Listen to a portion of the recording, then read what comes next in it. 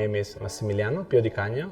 I am currently working at the University of Oslo, Norway, Department of Pharmacy, as associate professor in biopharmaceutics. I have 12 years experience in biopharmaceutics research with a specific focus on physical pharmacy of drug absorption, permeation, drug diffusion, and I am one of the inventors of the PermeaPad technology.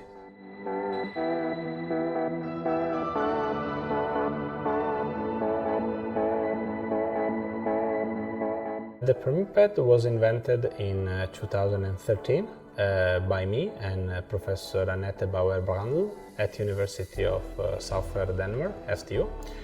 And we of course benefit by the pre-existing technology of immobilized liposomes on filter support called PVPA, phospholipid vesicle permeability assay, that was developed by Professor Brandl at University of Trondheim, so back in 2006.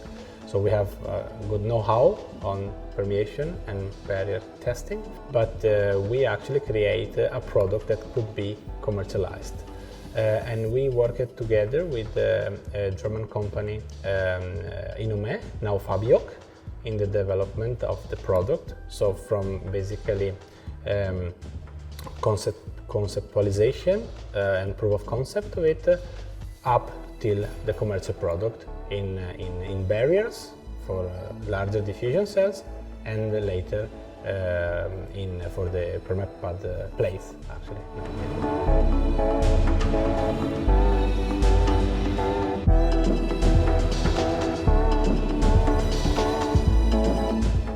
The big issue that we are now facing as pharmaceutics and drug development as a field is that we still rely too much on animal testing. It is difficult to get real pictures of the magnitude, but we are talking about 200 million animals that are sacrificed every year. And of course, this is, besides being very unethical, it also comes with a big sustainability question. There is a lot of energy that we have to utilize to feed the animal and to run these experiments.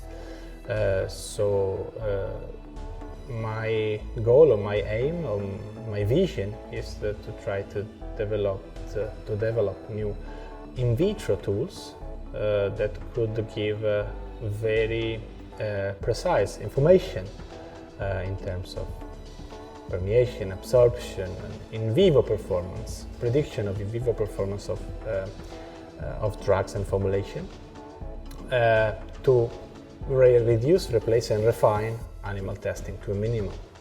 And that's why I focus my research in the direction of new biomimetic barrier or in vitro tools for drug development.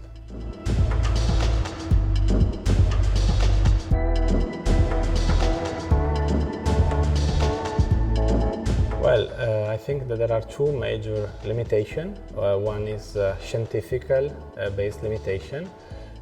Implementation of these models need to have some sort of theoretical background and frame that can help the user to utilize these systems in the best way possible to get the best information out of it. And in some cases this is not happening, and also the lack of standardization of the testing condition could also be a limitation, because testing permeability of drugs in different conditions would lead to different permeability readings.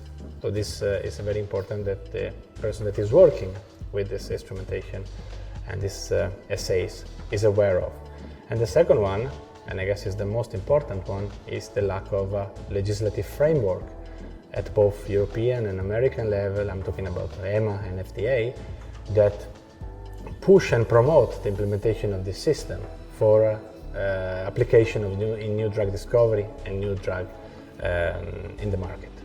So we try to establish good communication with governance and bodies to show them that the system, these assays are working, they are very promising, and that a new legislation framework is needed.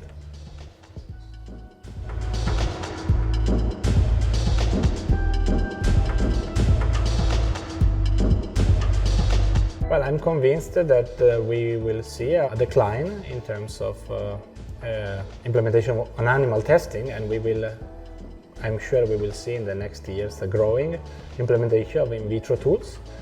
Of course, it's our job as scientists in the field is to try to show to research industry, especially industrial research and drug development, that these tools works. These tools are predictive for in vivo conditions, and there is large space for their implementation.